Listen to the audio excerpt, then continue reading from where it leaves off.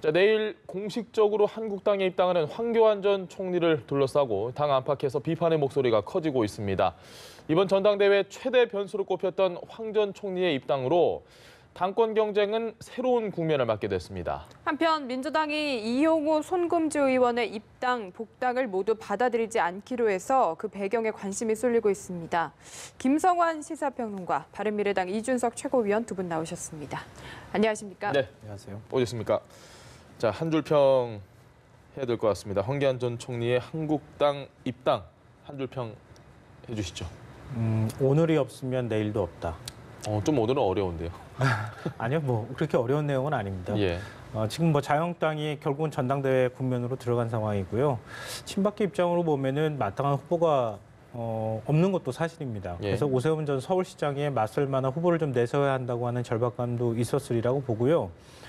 제가 듣기로는 황교안 전 총리한테 주변 뭐 이른바 강성 친박의 일부 의원이나 예. 아니면 뭐 이른바 태극기 세력에 해당되는 그런 이제 정치인이나 이런 분들이 굉장히 많이 입당을 권유를 했다고 합니다. 예. 근데 본인 스스로는 이번에 나가지 않는 게 나을 것 같다는 얘기까지도 제가 들었거든요. 예. 근데 갑자기 이제 당에 들어오겠다, 입당하겠다 이렇게 선회를 하고 그 입당하겠다는 하겠다는 얘기는 결국은 전당대회 출마하겠다는 얘기로밖에 해석이 안 되는데 그렇게 했던 이유는 친박계가 지금 나름대로 힘을 좀 받고 있는 상황 아니겠습니까? 당 네. 지지율도 좀 올라가고 있고 그러니까 지금 당 조직을 장악하지 않으면 결국은 이제 총선 구도에서 친박계가 밀릴 수밖에 없고 총선 구도에서 뭔가 당내 세력을 잡지 않으면 나중에 궁극적으로 대선까지 가기도 힘들 것이다. 그러니까 이번 기회에 차라리 뛰어드는 게 낫겠다 이렇게 판단을 한 것으로 저는 생각을 하고 있습니다. 알겠습니다. 네, 한 줄 평 해주시죠. 한방의 당대표. 한방의 당대표. 저는 이게 사실 거의 불가능한 케이스거든요, 일반적으로는. 예. 뭐 예전에 뭐 정주영 회장같이 자기가 사비를 들여가지고 다 당 만들고 이런 게 아닌 이상 기존에 존재하는 기성 정당에서 입당과 동시에 당대표 선거를 출마해가지고 좋은 결과를 내기가 쉽지는 않은 상황입니다. 예. 근데 이 상황에서 황교안 전 총리가 결심을 내린 것은 아무래도 다음 타이밍이 나오지 않는다라는 강박관념이 좀 있는 것 같아요. 지금 한국당이 어떻게 지도 체제가 들어설지에 따라 가지고 본인은 이제 대권 행보를 가야 된다고 이제 결심한 것 같습니다. 그런 상황 속에서 유리한 위치를 점하기 위해서는 지금 정치에 빠진 보수권 지지율을 본인이 들어와서 끌어올리겠다. 그런 정도의 실적이 있어야지만 내가 대선을 나갈 수 있다라는 그런 압박감이 생긴 것 같아요. 그래서 네. 아까 많은 분들은 이제 반기문 전 총장의 행보와 이제 있는 경우가 많은데 반기문 전 총장 그렇게 어쨌든 한 방에 대선 후보 되려다가 안 됐죠. 예. 그런데 어쨌든 황교안 총리 같은 경우에는 한 방에 대선 후보로 가는 것이 얼마나 위험한지 그걸 보면서 느꼈을 겁니다. 그렇기 때문에 물론 그래도 중요한 자리긴 하지만은 대표로서 우선 자신의 실적을 정치권에서 입증받고 네. 나중에 대선을 편하게 가겠다라는 생각인 것 같은데 뭐 발상은 그렇답니다만은 이게 쉬운 게 아닙니다. 지금 당대표 자리를 한 방에 들어가가지고 지지율을 올리는 행보를 한다는 것이. 그래서 한번 이 도전의 결과는 좀 지켜봐야겠죠. 알겠습니다. 그러니까 현실 정치에 대한 경험 부족을 좀 보완하겠다는 그런 의도가 엿보이는 것 같은데 시점은 그렇다면 지금밖에 없었다 이렇게 봐도 될까요? 그러니까 지금 원래 이제 당에서 그런 거부감이 있었던 거죠. 꽃가마 태울 때까지 그러면 있을 거냐 계속. 그러니까 당에다 뭔가 역할을 하거나 당에서 보수를 다시 살아나기 위한 나름의 정치를 해야 되는 거 아니냐. 그동안 이제 황교안 전 총리가 보여줬던 행보를 보면은 그냥 빙빙빙빙 돌았잖아요. 계속. 그러니까 결국은 정치를 계속 한다고 하는 것들을 본인 스스로가 보여주고 있고 대선 출마까지도 생각하고 있다고 하는 것을 암암리에 다 국민들이 알도록 했음에도 불구하고 당엔 들어오지 않고 외곽으로만 빙빙 돌았거든요. 그러니까 이런 방식으로 가다 보면은 결국 당내에서도 사람들을 못 만들고 세력을 못 만들고 국민 지지나 검증을 받는데 앞서도 잠깐 얘기하셨던 것처럼 혹독한 검증이 시작되면 그때 낙마할 수도 있다. 이제 이런 우려가 있었을 거라고 보고요. 예. 결국은 이제 현실 정치는 당에서 어떤 역할을 하느냐, 자기 세력을 만드느냐가 굉장히 중요한데 세력을 만드는 작업을 해야 된다고 하는 그런 당위나 설득이 저는 있었을 거라고 보고 그게 황 전 총리를 마지막까지 고심하게 만들었다가 설득당하게 만든 이유가 아니었을까 알겠습니다. 싶습니다. 두 분 말씀 간단하게 들어봤는데 저희가 영상을 준비를 한 게 있습니다. 그 영상 한번 보고 나서 이야기 나눠보시죠.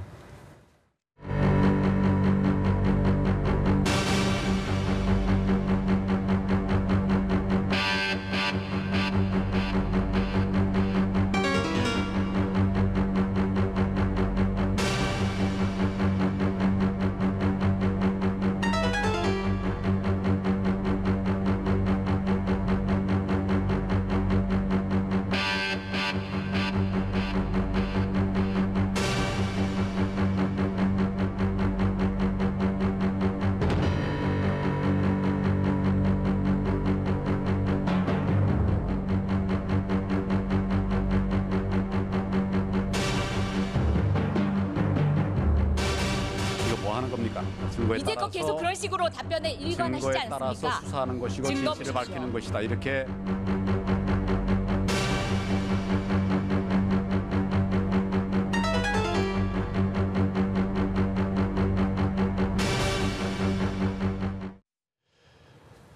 네, 정치는 맷집이라는 뭐 그런 영상의 자막도 있었는데요. 일단은 저 중에 그 명분이 중요하지 않습니까? 입당 이유에 대해서 황 전 총리가 SNS에 밝힌 거 보면 황교안 개인이 아니라 대한민국과 우리 국민만을 생각해야 한다고 판단했다. 명분에 대한 생각은 어떠십니까? 다시 한번. 아니 우리나라 정치인이 이렇게 당대표 출마하는데 대한민국을 위해서 출마하겠다고 얘기하지 그럼 뭐라고 하겠습니까? 내 사심을 위해서 출마하겠다고 말할 수는 없는 거 아니에요. 예. 그러니까 그 틀 안에서 크게 벗어나지 않은 일종의 이제 명분 찾기의 명분이다. 뭐 명분 이렇게 찾기의 명분이다. 예, 생각을 하고요.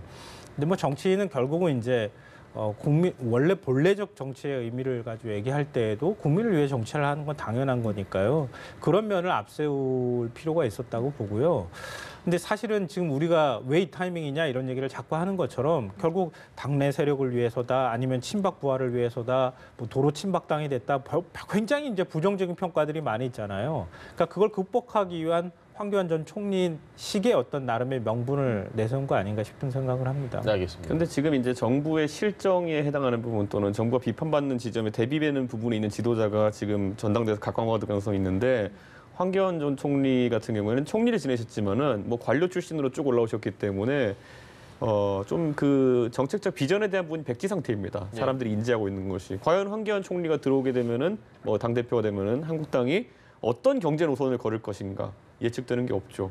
아니면 사회적으로 어떤 노선을 걸을 것인가 예측되는 게 없죠. 예. 그러다 보니까 전당대회를 통해 가지고 이번 아마 황교안 전 총리 같은 경우에는 본인의 정치적 방향성을 결정이 된 시점입니다. 지금까지 저런 어떤 아주 가십성의 논란들은 많았지만은 그것이 저분의 대선 주자로서의 그런 어떤 잠재력을 아주 크게 갉아먹지는 않거든요. 다만 이제 비전에 따라 가지고 박근혜 정부와 똑같은 노선을 걷겠다 할 것이냐, 아니면 네. 차별화를 어느 정도 시도할 것이냐, 아니면 저분이 총리할 때 비전이 없겠지만 진짜 경제관이 무엇인가는 저도 궁금하거든요. 네. 그러니까 그런 부분에 대해서 성실하게 답하다 보면은 지금 우리가 갖고 있는 어떤 관심도와 다르게 지지도는 좀 다르게 형성될 수 있다 이런 생각합니다. 알겠습니다. 황교안 전 총리가 들어오면은 뭐 극단적인 비교일 수는 있겠지만 팩감이 될 것이냐 예. 아니면 진짜 신의 한 수가 될 것이냐 그러니까 아무도 사실 지금 모르는 거예요. 반반인가요? 예. 왜냐하면은 황교안 전 총리가 가지고 있는 일종의 박근혜 사람이라고 하는 박근혜 남자라고 하는 그런 인식이 굉장히 강하고 예. 탄핵에 대한 국민적 동의나 이런 것들이 아직 이루어지지 않고 탄핵 찬성에 대한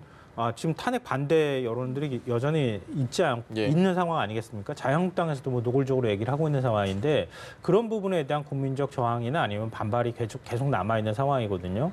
이런 상황에서 황교안 전 총리가 자유한국당에 들어갔을 때 일정하게 당을 안정적으로 운영하거나 아니면 일정하게 보수 지지층 율을 만들어낼 수 있는 정도의 안정감은 줄 수 있을지 몰라도 그 이상의 확장성은 없을 가능성이 굉장히 높다는 거죠.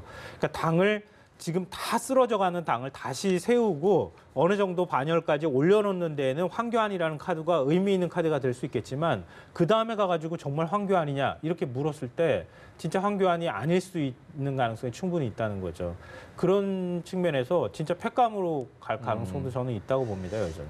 네, 말씀하신 대로 이 시작 부분에서 가장 문제가 될 게 탄핵에 대한 답변이 아닐까 싶은데 이게 네. 황교안 전 총리가 어떻게 타결할 거라고 보십니까? 저는 뭐 탄핵에 대해 가지고는 기존의 태극기보다는 입장이 비슷할 것이다. 저는 예. 이렇게 보이고요. 다만 답변을 계속 회피할 것이다. 본인도 그것의 의미를 알고 있기 때문에 좀 이제 이러저러한 좀 회피하는 발언들 할 테고요.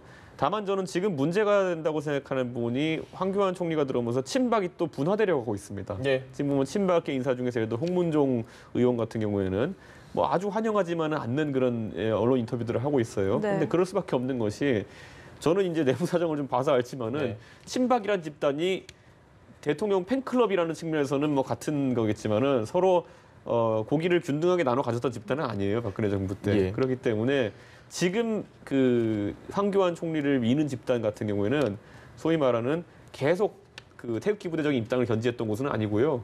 그 전에 뭐 홍준표 대표를 지원했던 세력들 이런 세력들이 지금 나와가지고 지금 다시 황교안 총리를 미는 상황이기 때문에 저는 오히려 가장 큰 이제 갈등 대상은 친박 구친박들일 것이다. 저는 이렇게 생각합니다. 근데 이게 예. 이런 부분을 생각해 볼 필요가 있습니다. 박근혜 전 대통령 탄핵에 대해서 누군가 질문하면 황교안 전 총리가 답변을 회피하면 안 돼요. 예. 왜냐하면 뭘 지냈던 분입니까? 대통령 권한대행을 권한대행을 지냈던 분이죠. 그 전에는요. 총리도 총리죠. 하셨고 그 전에 법무부 법무부 장관을 예. 했던 예. 사람입니다. 본인 스스로가 공안검사 출신이기도 하고요. 검사장 출신이기도 해요. 그러면은 법률적 절차에 대해서 그 누구보다도 엄격하게 그 부분을 강조했던 인물인데 헌법재판소에서 결국 대통령 파면이라는 결정까지 했는데 그거에 대해서 난 모르겠습니다. 난 대답 안 하겠습니다.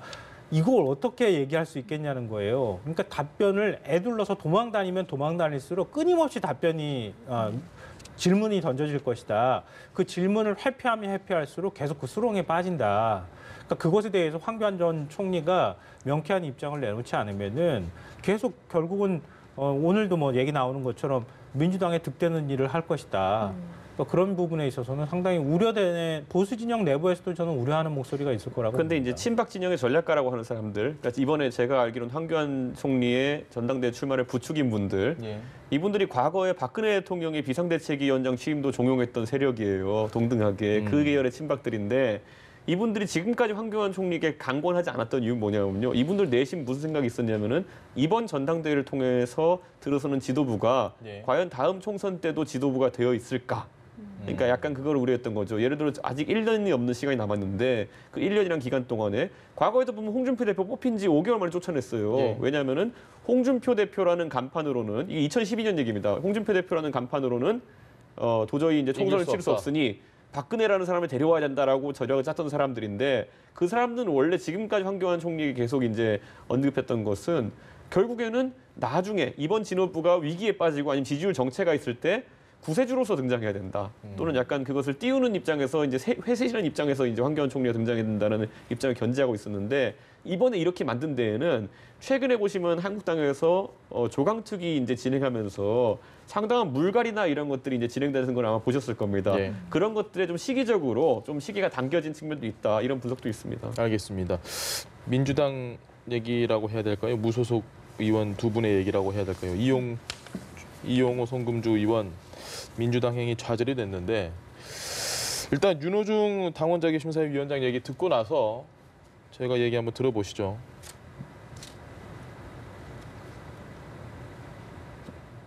시기 활동에 대해서 이 소명이 부족하여 우리 당원들과 지지자들을 설득하지 못하고 있기 때문에 이 당원 자격 심사위원회는 송금주 의원의 입당과 이용호 의원의 복당을 불허하기로 결정했습니다. 자, 왜 민주당은 두 의원을 받지 않았을까요? 저울의 무게를 재보니까 예. 저울이 안 기울어졌다고 그렇게 비유할 수 있을 것 같은데요. 예. 그러니까 민주평화당도 저울에 올려봤을 거고 뭐 이용주, 송금주 의원 이용호 송금주 의원 예. 두 명도 저울에 올려봤을 거고 근데 아무리 올려봐도 계산이 안 나왔던 거라고 봐요. 저는 더군다나 이제 호남 지역 같은 경우에는 그 동안에 이제 국민의당부터 시작해서 패했다고 하는 민주당 나름대로의 어떤 뭐랄까요 절치부심 같은 게 지금 살아있는 상황이거든요. 예. 근데 이런 상황에서 무소속으로 나갔던 결국 국민의당, 민주평화당까지 해서 지금 나갔던 두 의원이 무소속이라 하더라도 지금 받기에는 지역의 반발도 만만치 않았을 거라고 보고요. 무엇보다도 민주평화당과 연대를 생각하지 않을 수가 없는데 의석 두 개를 가지고 민주평화당하고 그 연대나 이런 것들을 깨버리게 될 경우에는 앞으로 지금 개혁 입법 문제에 대해서 대단히 관심을 많이 갖고 있는데 그 부분에 있어서는 상당히 좀 불리할 수 있겠다. 이런 이제 정치적 계산이나 이런 것들이 깔려 있었다고 봅니다. 물론 뭐 이제 과거 대선 때나 이럴 때 문재인 대통령을 적극적으로 나서서 비난했다고 하는 감정적인 측면도 있겠지만 그게 뭐 그렇게 크게 작용했다고 보지는 않고요. 그리고 뭐 올해 결국은 정계 개편 바람이 불 수밖에 없는 상황인데 그때 가면 어떻게 다시 해쳐모여야 할지 모르는 상황인데 미리 받아서 손해보는 장사를 할 필요는 없었을 거라고 봅니다. 예. 그런데 이분들이 그냥 갑자기 들어오겠다고 한 게 아니라 사실 중앙당과의 사전 교감이 몇 달 동안 있다고 했거든요. 저는 근데 이제 김 선생님이랑 다르게 정의하는 게 이 예. 사태는 오케이 한 사람 따로 있고요, 민주당에서. 예. 당신들 들어오면 지금 받아줄게. 이분들이 1년 가까이 지금 대기 모드로 있었던 분이거든요. 그러니까요. 그런 상황 속에서 갑자기 뭐 전날 같은 꿈을 꿔가지고 같은 계시를 받아가지고 두 분이 같이 입당하겠다 이런 일은 시청자분들도 아니라는 걸 다 아실 거예요. 예. 분명히 둘 다 어떤 경로에서 모종의 언지를 받았기 시그널이 때문에 있었고. 동시에 간 것인데 저는 그런 상황 속에서 당연히 제 생각엔 최소 당대표급에서 제 생각에는 오케이가 있었을 것이다. 지금 와라. 왜냐하면 저만 해도 대기 모드 1년 동안 지내고 있었으면 그 정도의 확답 아니면 안 움직일 것 같아요. 만약에 그런 상황이라면은. 그런데 갔더니만은 바로 이제 뭐 최재성 의원이라든지 소위 말하는 대통령의 핵심 측근이라고 하는 의원들이 이제 반발하는 성명을 내기 시작했거든요. 네. 그렇기 때문에 저는 충분한 권한을 가진 어떤 인사가 자신의 선택에 따라서 받겠다고 했을 것이다. 그런데 소위 말하는 대통령의 호위무사라고 하는 이제 의원 집단에서는 실세 정도로 그렇죠. 되는, 이제 예. 거부감을 이제 표현한 것인데 저는 이게 지금 여권에 보이는 하나의 이제 이번 사태로 드러난 세력 간의 다툼이다. 저는 이렇게 생각하고요. 저는 아무래도 앞으로 저는 정계 개편에 따라서 이제 뭐 변화가 있을 것이라 이제 말씀하셨는데 예. 이 정도의 거부감이 제가 예측하기 당대표 정도 인사의 그런 말을 뒤집을 정도가 된다면은 저는 앞으로도 이걸 뒤집긴 참 어려울 것이다. 왜냐하면 대통령 측근에 해당하는 세력들이 만약 이번에 이거 비토를 놓은 것이라면은 아마 호남 선거에 있어가지고 자신감이 있다는 방증 그리고 챙겨줄 사람이 있다는 그런 의사 표시로 좀 받아들이거든요. 그런 상황 속 왜냐하면 청와대에서 이제 비서진들 나오고 이런 사람들 어디로 출마하겠습니까 보면은 가장 유력한 곳을 출마하려고 할 텐데 그런 분들의 자리를 위해서라도 지금 저분들이 가진 호남 지역구라는 거는 받기 어려울 것이다. 그래서 저분들은 앞으로 정기 개편을 기다리기보다는 다른 선택을 곧 할 걸로 좀 보입니다. 그 이준석 의원 얘기를 들어보고 저 가정이 맞다라고 한다면 민주당 내에서 의견이 지금 나뉜 거라고 보면 되잖아요. 그럼 좀 그렇게 따지면 지금 이제 얘기로 하면은 우상호 의원은 실세가 아닌 것이 분명하다. 이걸 좀 우리가 확인했다고도 할 수 있을 것 같은데요. 예. 우상호 의원은 왜 안 받았느냐 이렇게 지금 비판 성명이라고 해야 그러니까요. 되나요? 네. 비판적인 걔가 다르잖아요. 입장을- 우리가 아는 대로. 네. 비판적인 입장을 내놨잖아요. 근데 참 민주당 입장에서 굉장히 고민스러웠을 거라고 저는 생각해요. 앞서 이제 저울이 기울지 않았다 이런 말씀도 드렸지만 현실적인 문제가 있는데 나중까지 생각하기에는 지금 당장 급하잖아요. 그러니까 두석을 사실 받아들이는 게 민주당 입장에서는 의회 정치를 하는 데 있어서는 도움이 되는데 또 민주평화당이 걸릴 거예요. 그러니까 앞으로 동지가 될지도 모르는 그 사람들을 두고 네. 이 연대를 깨는 게 맞겠느냐 하는 고민도 있었을 거라고 생각하고요. 그리고 방금 전에 굉장히 중요한 말씀을 사실 해주셨어요.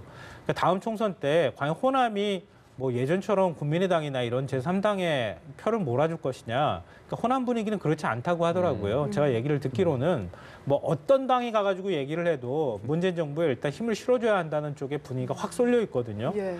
그러니까 앞으로 한 1년 남짓한 기간 동안만 참아주면 예. 민주당에서 누굴 공천해도 될 수도 있는 가능성이 높은데 굳이 지금 받아들여가지고 당의 정서적 거부감이 있는 사람들을 받는 게 맞는 거냐라고 하는 뭐 그런 부분도 있을 거라고 생각합니다. 근데 정치가 이렇게 계산대로만 이게 딱딱 떨어지는 건 아니잖아요. 근데 앞서 뭐 말씀드렸던 것처럼 오늘이 없으면 내일도 없고 내일이 없으면 모레도 없을 수가 있는 것인데 그렇게까지 갈지 안 갈지는 사실 아무도 예측하기는 좀 어렵죠. 그러니까 저는 여기 사안에 대해서 이제 호사가들이 민평당을 배려해서 이렇게 했다고 하는데요. 네. 저는 오히려 민평당이 만약 이번에 2명이 받아들여졌다고 한다면은 민평당 의원 전원 대기 모드로 들어갑니다.